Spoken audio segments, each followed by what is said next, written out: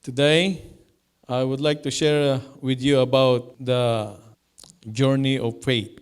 This message is part of my book. This is the title of my book, Journey to Maturity.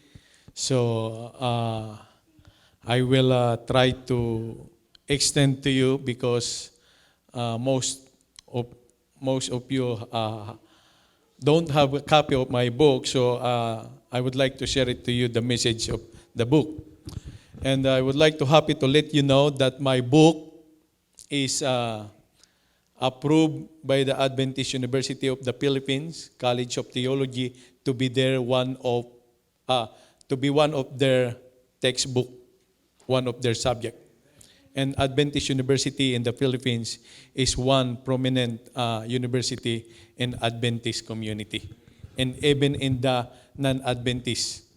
And for your information, there's a situation that the Philippine government almost gave the university the opportunity to not have a board exam for medical technologies, but it does not happen. Unfortunately, that's not happen. But there are some years that the Philippine government want to grant them that they are exempted to the board exam because they are very well known in the medical technologies training. So other things, the North California Conference and the Arizona Conference approved my book to be displayed in their ABC, and the Arizona Conference ordered the 200 copies right away. So that's why I would like to share with you the message about my book. This is the title of my book, The Journey of Journey to Maturity, but I just used the word journey. So I create an acronym last week. This is just last week, but this is part of my book because the title of my book is Journey to Maturity. Okay? So the journey of faith is not merely a physical passage from one point to another. It is a profound odyssey of the heart, soul, and spirit, a journey that transcends time and space, waving through the tapestry of our lives with divine purpose and grace. So that's why I put the Jesus on the letter J, the beginning and the end of our journey. Why Jesus? And everything, Jesus must be first in our lives. In every situation, Jesus must be first. In every dreams, in every plans, Jesus must be first in our lives. So in understanding this concept, we recognize Jesus as the Alpha and Omega, the source and culmination of our spiritual journey. In every aspect of our journey, its beginning, its trial, its joys, and its ultimate destination. So we are created because of Jesus. And we are traveling on our faith. We are waiting for Jesus Christ.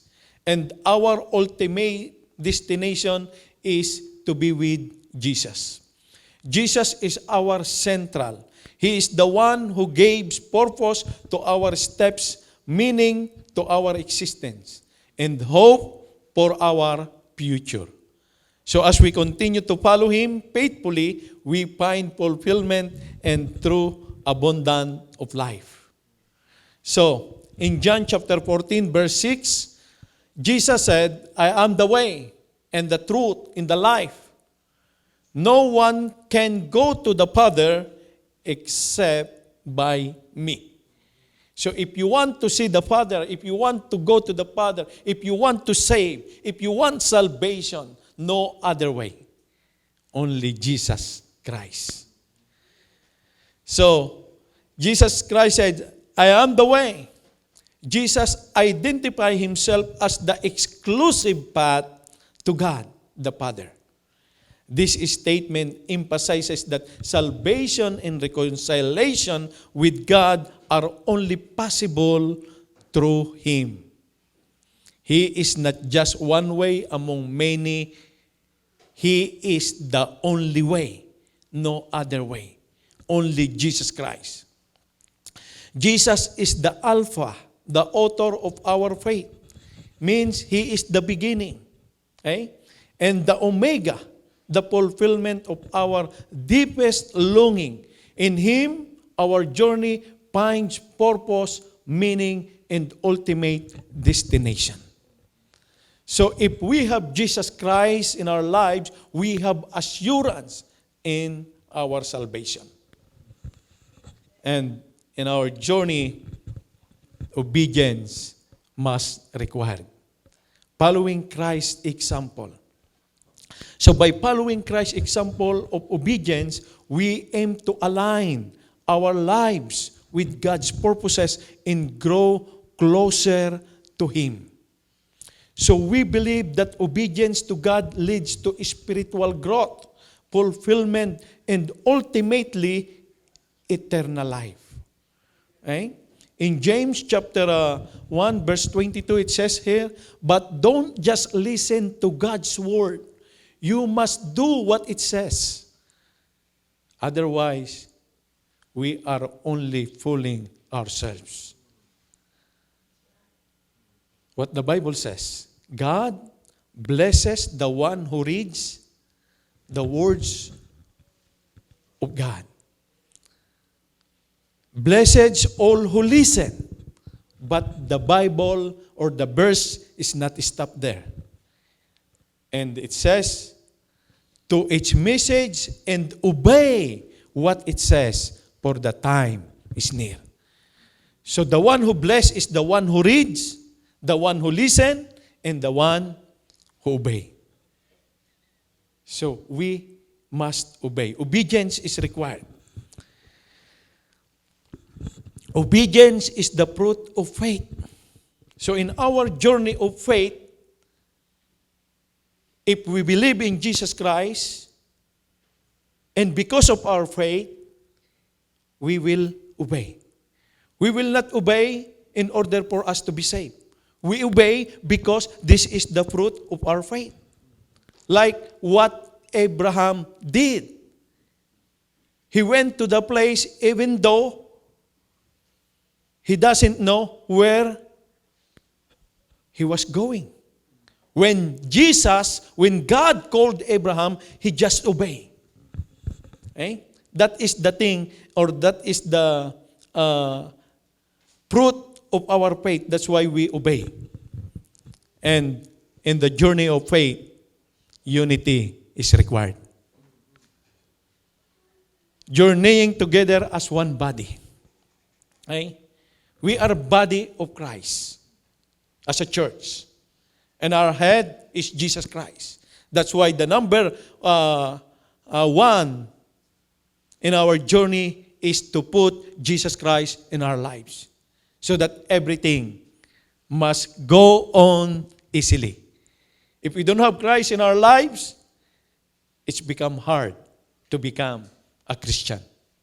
But if we have Jesus Christ, if we live in Jesus Christ, so everything will go easily.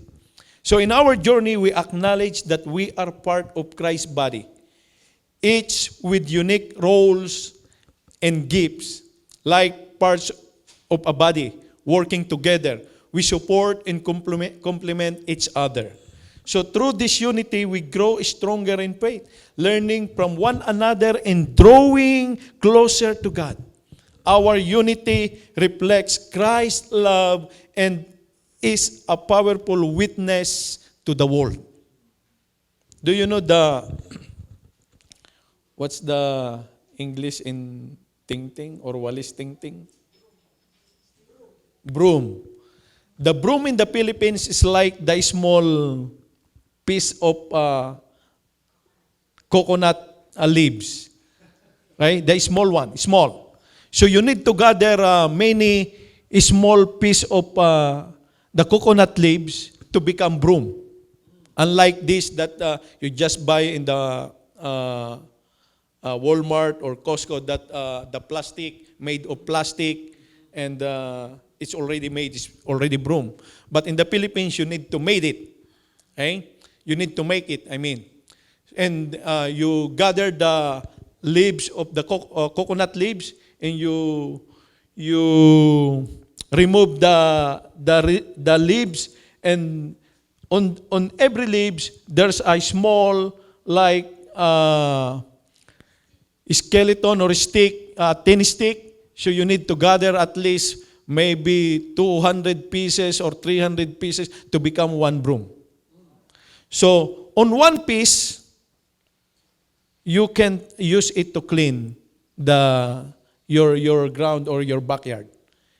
You need to gather many small piece of coconut leaves and tie it to become broom so that you can use it even your backyard is like it's big. You can use that broom. So what my point is, even we are too many in the church, if we are working individually and there is no unity, it's hard to it's hard to evangelize. It's hard to do ministry in our community.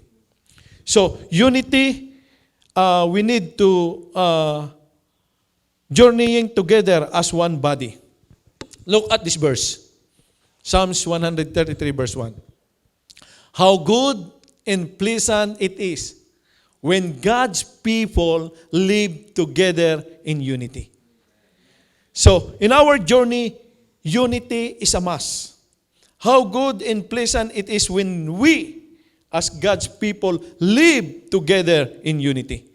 When we are united, we experience a sense of goodness and joy that comes from being in harmony with one another. If we said that we have Christ in our heart, but it doesn't work, what I mean is, if we will not live the word that we are telling to the people that we have Christ, and we are not live in Christ, it's hard to have a unity in our church family. Look at this. Unity is strength. When there is teamwork and collaboration, wonderful things be achieved.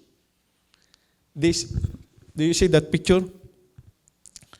That picture we called is bayanihan in the Philippines. When somebody wants to move their house from one place to another place, they will call their friends, their neighbor, and they will do like this. Put the bamboo or wood together, and they will help each other to bring to bring their house from one place to another place if they will move. There's no big truck like oversized that put your mobile home there and bring somewhere. In the Philippines is manually doing. So there's a unity. And if there's a unity, is strength. Unity is strength. So where there is teamwork and collaboration, wonderful things can be achieved. Where there is no unity, there is no victory. But where there is unity, there is always victory. In our journey of faith, repentance is needed. Turning from sin to God. When we repent, we acknowledge our wrongdoing and choose to change our ways, redirecting our lives toward God. So, we need to repent. In Acts chapter 3, verse 19, now repent of your sins and turn to God so that your sins may be wiped away. So, let's take an action now to repent of our sins and turn to God. So when we repent, what will happen? We are acknowledging our mistakes and actively seeking forgiveness from Him. Then it signifies a desire of transformation and reconciliation with God. So through repentance, we open ourselves to His grace and mercy, allowing Him to cleanse us from our sins and restore us to a right relationship with God, with our Lord, with our Jesus Christ. So we need to go on God's way, not our own way. Because repentance is something we must to do. And it is a 180 degrees turn away from the wrong things we do against the will of God. Sometimes, or someone, or maybe somebody says, we need to turn from our sins 360 degrees. So when we are walk on our like wickedness, dirtiness, and say 360 degrees turn, it's going back. Okay? Because they didn't, sometimes they don't think that the 360 is just turn around all the way, going back to your sins. So, repentance is 180 degrees. If you are walking to your wickedness, you must turn around 180 degrees. And you must go and walk to the way of God. That is repentance means. Then when we repent, we will experience new life. Okay? This is, many times I told you, when I become a Seventh-day Adventist, before I become a Seventh-day Adventist, I'm a gambler. Okay? And after my baptism, there's no magic in baptism that after baptism, you walk on the right path. After my baptism, I still doing that. I still went to the gambling house.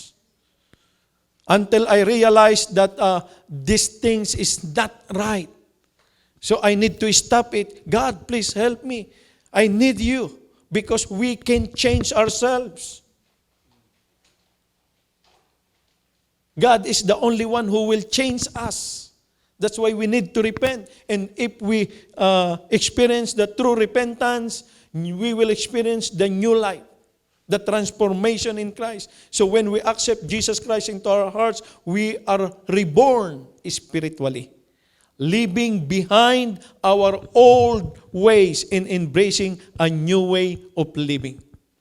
That's why when I realized that I continue doing wrong, and I pray to God, God, please help me. I want to stop this.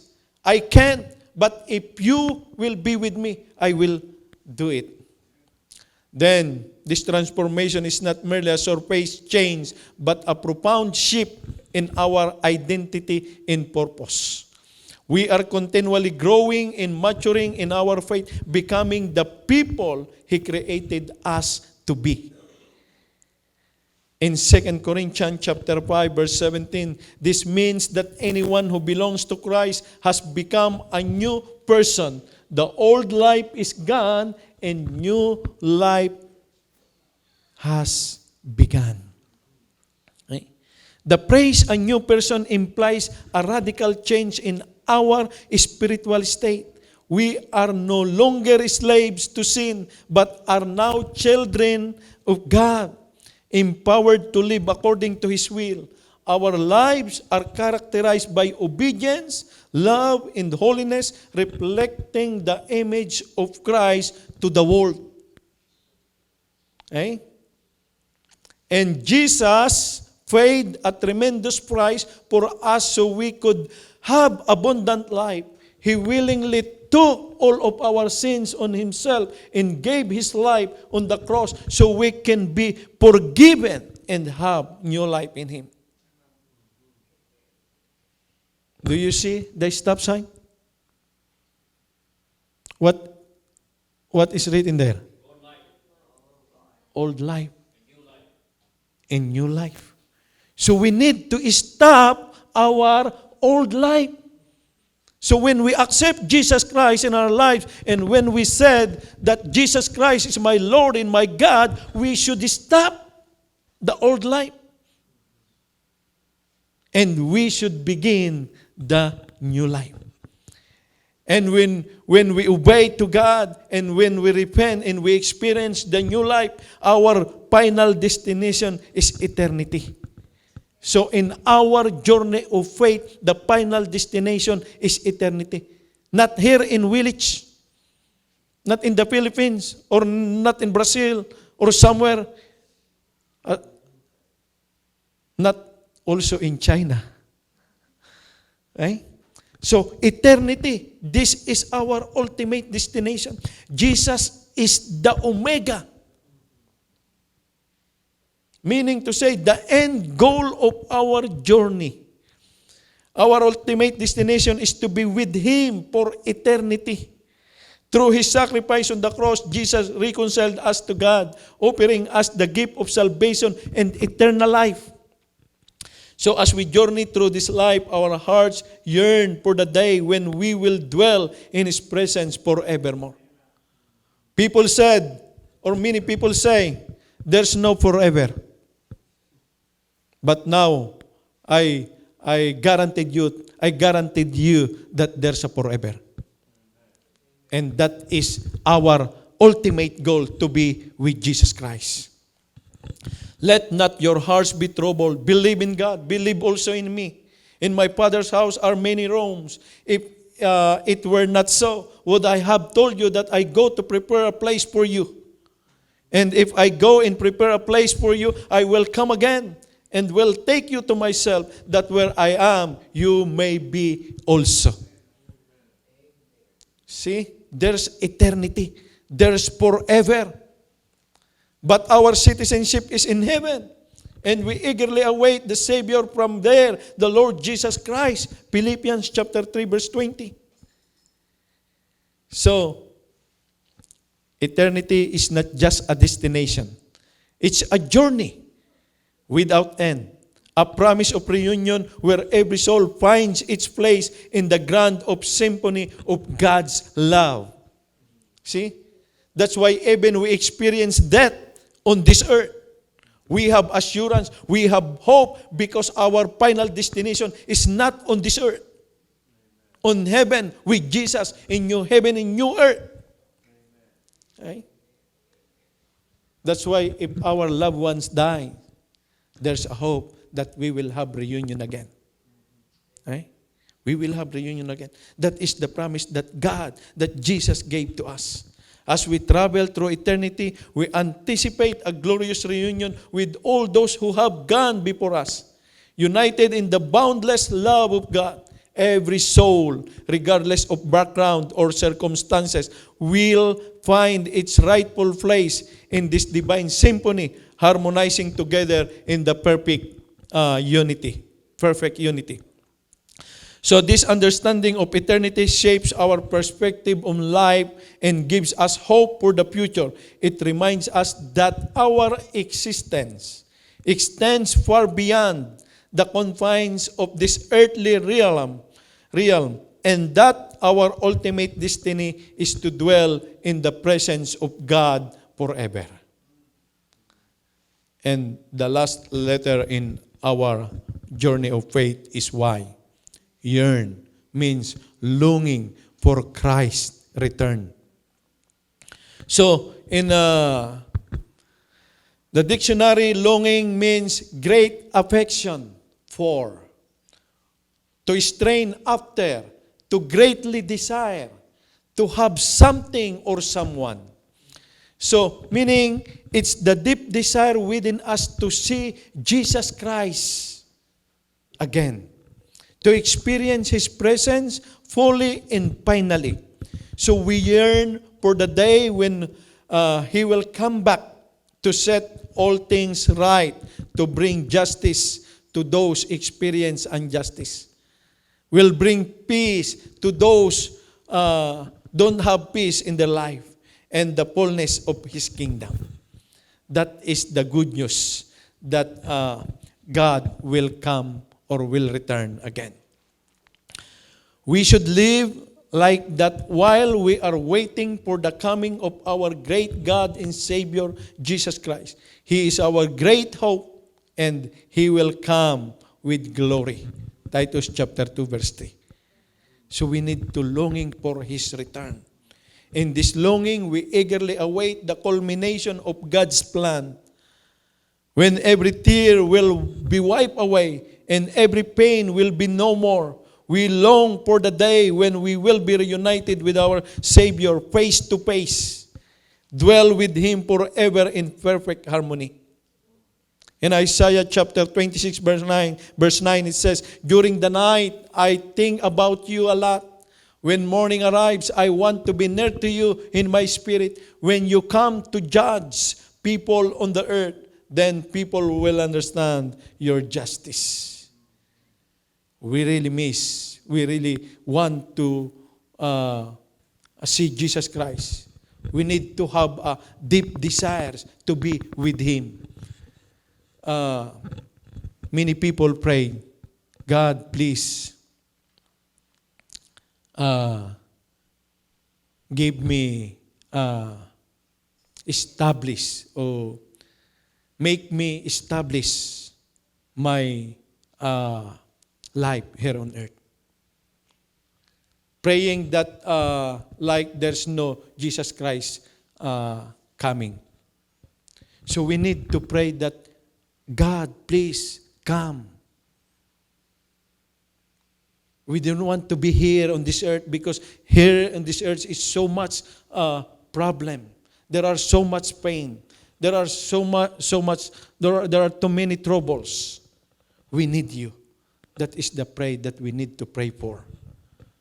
"Whom I have in heaven but you. I desire you more than anything on earth." This longing fuels our faith and shapes our lives. It motivates us to live in anticipation of His return. To remain faithful and steadfast in our walk with Him, it reminds us that this world is not our final home. This is only temporary shelter, and that our ultimate hope lies in the promises of eternity with Christ. So, the journey of faith, we must have Jesus in our lives. Obedience is the fruit of our faith in Him. Unity is a must in our journey of faith. We must repent in order to cleanse ourselves from sins and experience the new life in Christ, because our citizenship is in heaven and eternity is our final destiny. We yearn for the second coming of our Lord Jesus Christ. This is the journey of our faith. May the Lord bless us all. Let's pray. Loving God, thank you so much. And we hope that you will be always with us as we journey on this earth. Loving God, thank you for the assurance that the Holy Spirit will guide us. And today, beloved brethren, receive the love of our Heavenly Father, the grace of our Lord Jesus Christ, and the companionship of the God, Holy Spirit, now and forever. Amen. Amen.